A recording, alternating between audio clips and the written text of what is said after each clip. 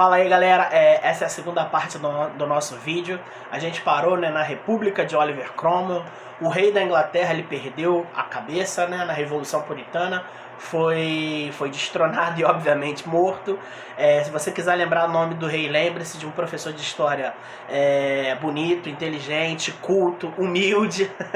O nome dele era Carlos I, não se esqueçam disso. Então, pessoal, o Oliver Cromwell, ele vai dar início ao seu governo. Ele era um militar puritano. A República de Oliver Cromwell, ela, de uma maneira engraçada não, né? De uma maneira triste, ela lamentavelmente vai ser tão autoritária quanto o absolutismo. Oliver Cromwell, ele vai ser vai fazer exatamente as mesmas coisas que Carlos I fazia. A única diferença básica entre Oliver Cromwell e Carlos I é que, conforme disse o próprio Oliver Cromwell, ele se recusava a usar a coroa, porque ele não era rei. Basicamente é isso, mas ele era tão ditatorial e tão autoritário quanto o cara que ele combateu. Tudo aquilo que ele combateu, ele acabou praticando quando ele assume o poder. Já viu aquela frase, o poder corrompe? Isso se aplica muito na República de Oliver Cromwell. Então o que acontece? Dentre os atos de Oliver Cromwell, a gente tem aí os atos de navegação, que é quando os produtos só podiam ser levados pelos navios, né, ingleses.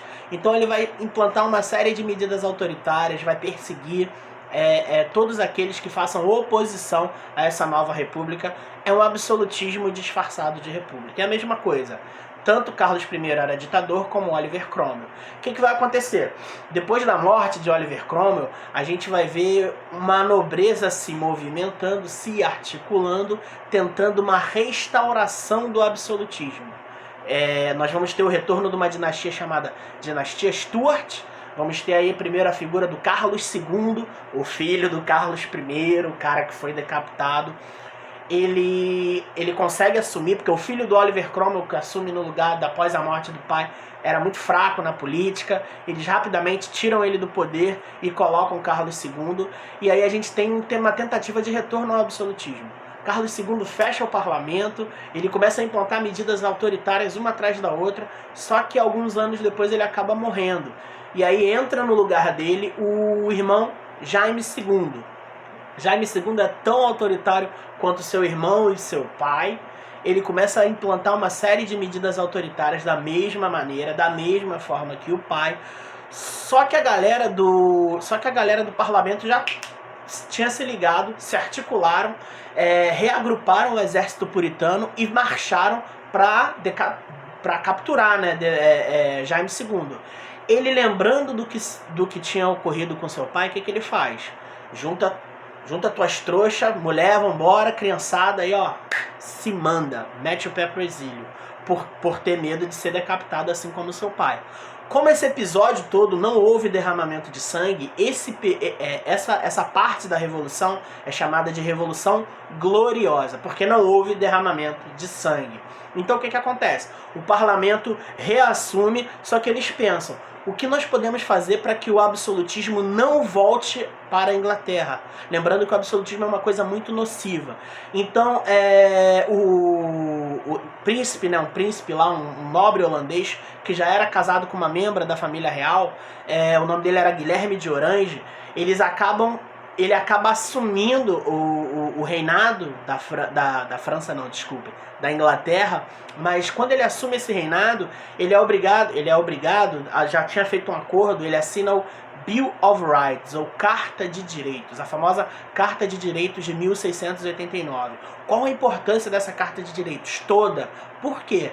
Ela reduz os poderes do rei, acaba com o absolutismo e institui na Inglaterra o que a gente chama de monarquia parlamentarista. O que é a monarquia parlamentarista? A gente ainda vai ter a figura do rei ou da rainha, só que agora o rei e a rainha, eles não têm mais poder de chefiar, de administrar. Eles são chefes de Estado. Eles representam o Estado, a nação, mas eles não podem governar esse Estado. O chefe de governo vai ser quem? O primeiro-ministro e o seu gabinete. O que seria o gabinete? Seria algo equivalente ao presidente no Brasil e seus ministros. O primeiro-ministro e o seu gabinete, que são eleitos pelo parlamento, que é eleito pelo povo, são eles que vão governar, certo? Então a gente tem na Inglaterra até hoje uma monarquia parlamentarista, porque no ano de 1689, Guilherme de Orange, da Holanda, mas que se tornou rei da Inglaterra, ele assinou o Bill of Rights, ou Carta de Direitos, colocando um fim definitivo ao absolutismo na Inglaterra. Então, quando se fala a rainha da Inglaterra é só figura decorativa, não é bem assim. Ela tem até um poder de diplomacia, ela é a autoridade máxima da Inglaterra, mas ela é a autoridade do Estado, não de governo. Tem uma diferença. Por quê? O Estado é a nação, o Estado é permanente. Governos passam. Primeiro-ministro, o primeiro-ministro pode ser deposto do seu cargo, ele tem um tempo de mandato. Agora ele passa, governos passam, estados são permanentes. Por isso que o rei ou a rainha fica até o final. Mas ele não tem, na Inglaterra, o rei, o chefe de estado, não tem poder de governo. Quem fica com o governo é quem? É o primeiro-ministro e o seu gabinete parlamentar. No Brasil já é diferente. O nosso chefe de estado, que é o presidente, também é chefe de governo, certo? Então, qual a importância da Revolução Inglesa? É bonito, meu Deus. Qual a importância da Revolução Inglesa? Revolução Inglesa. Ela foi essencial para acabar com o absolutismo na Inglaterra e instaurar o regime que a gente tem hoje, que é a monarquia absolutista, e também é essencial para que a gente dê início a um outro processo chamado Revolução Industrial. A Revolução Inglesa vai permitir que a Inglaterra acumule bens, acumule riquezas, de tal maneira que ela dê início ao processo de Revolução Industrial. A primeira Revolução Industrial surge com a Inglaterra, lá em final de meados do século XVII, início do século XVIII. A gente já tem início aí a uma revolução industrial, o que vai ser importantíssimo, que a Inglaterra sai na frente e se torna a potência dos séculos XVIII e XIX. Então você vê que na história uma coisa linka a outra, certo? Então não se esqueçam, Revolução Gloriosa, Bill of Rights, importantíssimo, e o fim da monarquia absolutista e o início da monarquia parlamentar. E a Revolução Inglesa foi importantíssima para o acúmulo de capital, de dinheiro, que vai permitir o investimento na indústria. O primeiro país a começar o seu processo de industrialização é a Inglaterra, e graças à Revolução Inglesa. É isso, galera. Encerramos essa matéria com o 8º ano e vamos ver as outras com o decorrer do tempo. Um abraço, boa noite.